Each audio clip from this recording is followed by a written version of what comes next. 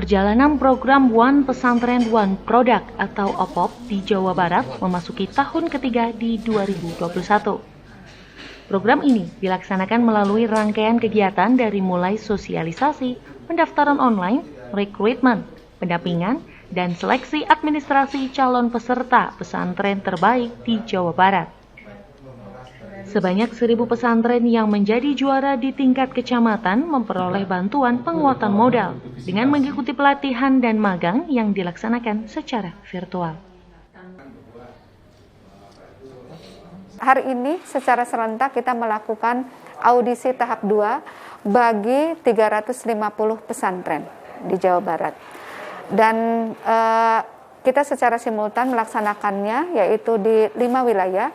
Yang pertama adalah di wilayah Cirebon, lalu wilayah Sukabumi, terdiri dari Bogor dan seterusnya, lalu wilayah Kota Tasikmalaya, yaitu Tasikmalaya, Garut, Ciamis kita pusatkan di Kota Tasikmalaya, Kabupaten Bandung, Kota Bandung, Kabupaten Sumedang, Kota Cimahi, dan ini adalah pesantren yang terbanyak di Kota Bandung, jadi ada 110 pesantren. Setelah dilakukan penilaian oleh juri dari 8 pesantren role model yang menjadi host pelatihan dan magang secara virtual, serta input dari pendamping yang menghasilkan 350 pesantren yang terpilih untuk mengikuti penilaian di tahap 2 OPOP ini. Dari tahun awal pesantren 2019, 2020, dan 2021, jumlah pesantren juara itu sudah memasuki 2.574 pesantren. Gitu. Dan insya Allah di tahun sebagai closing di tahun 2021 ini kita akan melakukan business matching, kita mengundang off-taker untuk bisa membeli produk-produk pesantren, sehingga kita pun akan melakukannya secara virtual juga gitu, tapi juga kita ada pertemuan sebelumnya. Pada penilaian tahap 2 OPOP ini menghadirkan para juri yang terdiri dari unsur ABCGM, akademisi, bisnis, komunitas, government, dan media, dengan lebih banyak menambah unsur bisnis.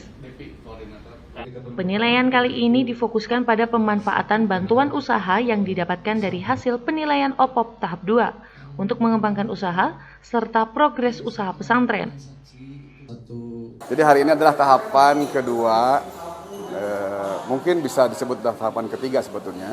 Dari mulai tahapan pendaftaran, terus audisi tahap 1, pelatihan magang, pemberian modal usaha, dan sekarang tahapan audisi tahap 2. Hal ini diharapkan akan menjalin keterkaitan bisnis, bermitra secara berkelanjutan dengan pesantren sebagai off-taker, dan terus berlanjut sampai rangkaian program OPOP 2021 berakhir.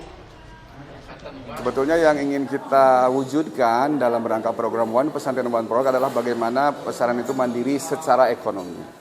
Jadi kan peran pesantren itu ada 3 ya, 1 lembaga pendidikan, lembaga dakwah, dan lembaga pemberdayaan. Nah disinilah kita berperan. Bagaimana kita menumbuhkan entrepreneur di kalangan pondok pesantren agar sebetulnya kebutuhan yang selama ini mungkin sumber pembiayaannya dari wakaf infak sedekah.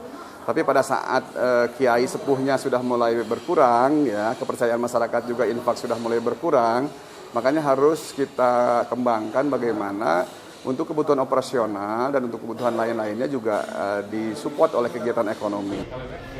Diharapkan pelaksanaan program OPOP 2021 dapat menciptakan pesantren terbaik yang mandiri secara ekonomi, dengan konsep produk unggulan, pesantren yang produktif, inovatif, dan berdaya saing, sehingga menjadi nilai tambah bagi ekonomi di lingkungan pesantren. Dinda Bestari, Tommy Matiana, PCTV.